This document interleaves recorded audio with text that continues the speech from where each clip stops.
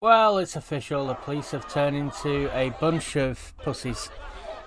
Look at this individual here, this police officer, this trans-looking individual closing her eyes while she pepper sprays everybody and gets called a muppet because she's behaving like a muppet.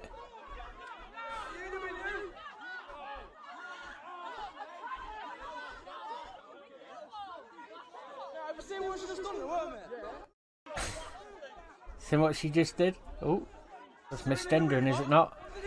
So, police pepper sprayed people in Leeds because of an altercation. This one female police officer, this one WPC, thought that she would just lose her rag, and you could tell she lost her shit, and just started pepper spraying people. There she is, right there. She lost her temper. Her adrenaline got the better of her. She's panting, she's shaking. You can see how worried she is there. Look now. The temper on her. Literally, they've lost their shit. The police have really lost control of that situation. This is what happens when police officers are not physically fit enough or meet standards. You lower your standards and you get individuals like that who, quite frankly, don't know how to do the job. They're too scared to do the job. Look at her. There are times when I absolutely think people can be scum and the police need to give them a good hiding.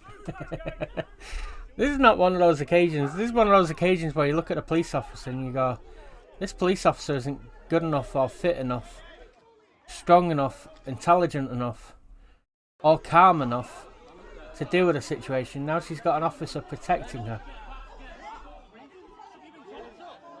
And here she is telling that police officer a load of stuff to try and justify her actions. This is mental. This is literally mental. She's being called a psycho by kids for what she just did.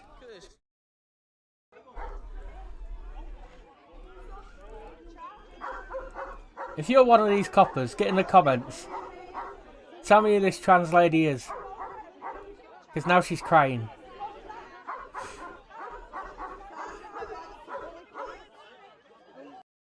That's ridiculous. It is ridiculous. All this because they pulled over a bloke in a red car.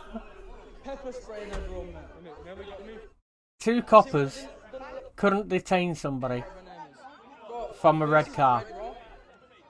And so they've straight up just gone in heavy-handed. Because one copper has decided that she's going to lose her shit. There she is. Right there. Police officer caught on video spraying a crowd of people. Like, in all honesty, right, it looks like a 12-year-old boy. He looks like a 14-year-old boy.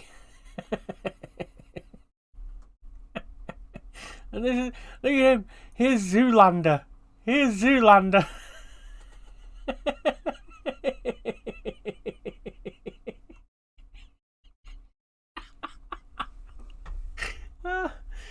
Oh my god.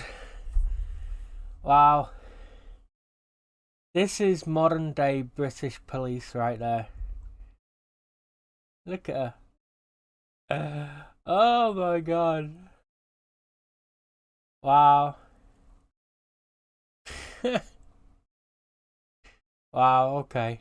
So, here is Superintendent Helen Brewer of West Yorkshire Police introducing two new police officers, Alfie and Noah. Because those are really strong alpha male names, Alfie and Noah.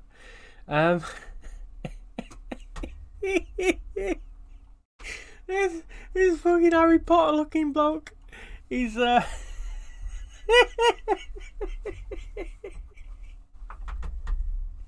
This guy on the right. Oh my god, he looks like 15, 16. He's definitely still a virgin. And the thing worrying is, right, is that this lad here looks about 12, right? He actually looks like that trans lady who just pepper sprayed everyone. Maybe she modelled herself on him. And yet, the other police officer, this lady, she's got to be 5 nothing. She's got to be like 5'1", 5'2" at best. This is the police that is supposed to take on hardened criminals who are literally not giving two shits about the police right now. They don't care, right? So, but their focus is to recruit people like these kids, right? However, what are the police doing? Trying to recruit people who look like children to deal with these individuals who are literally on the streets of London calling for jihad. Muslim armies, there you go.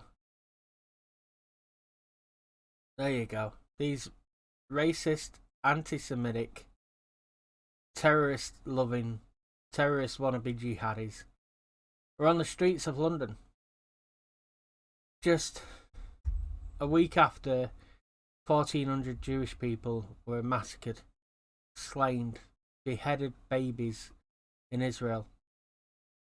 And Robert Jenrick, one of the cabinet ministers, said chanting jihad on the streets of London is completely reprehensible. I never want to see scenes like that. This is a highly incendiary chant which is extremely intimidating to British Jews. It's intimidating to other people, not just Jewish people. Because Islam is not exactly the most tolerant religion in the world.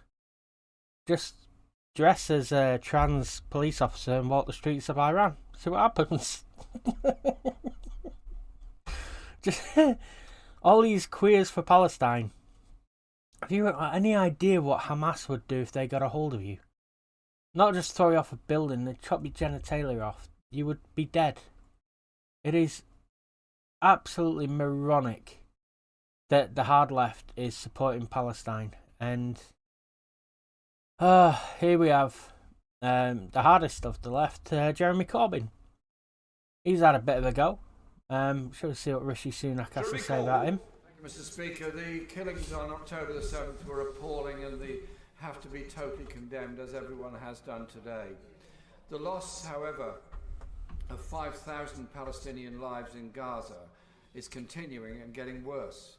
The question is, why did the Prime Minister instruct Britain's representative at the UN not to support the call for a very minimal thing, which is a humanitarian pause to allow aid to go in and a ceasefire to take place to start to bring about a process of peace? Ultimately, that's the only way forward. Ultimately, the only way forward is the end to the occupation. Ultimately, the only way forward is recognition of the rights of the people of Palestine. Prime Minister. Mr. Speaker, our regional and diplomatic engagement has extensively been focused about how we can bring about a better and brighter future for the people of Palestine and the Palestinians. But I would say to the Honourable Gentleman, I'm surprised he hasn't made any reference to the fact that an organisation that he once described as a friend has perpetrated an absolutely appalling act of terrorism. Not only did he call them friends, the Italian way. But our signature facade, he actually used to hold dinners and tea for Al-Quds. So here we can see Jeremy Corbyn on Al-Quds. They've been designated as terrorist organisations. And yet, Jeremy Corbyn is still in Parliament. It is reprehensible. He's absolutely refusing to condemn Hamas, as you see there. And also Zara Sultana from Labour, Coventry South, Mohammed Yassin, Labour, Bedford, Kim Johnson, Labour, Liverpool Riverside. Also, standing against Israel. As David Lammy, who's a shadow cabinet foreign secretary, just laughed and nodded along with Mr. Corbyn. This is the Labour Party that wants to get into power in the UK. These individuals, Keir Starmer, again, he's saying here, tried to tread the tightrope of acknowledging Israel's right to defend herself while also sounding pro-Palestinian. But it becomes trickier for him by the day. He is pro-Palestinian.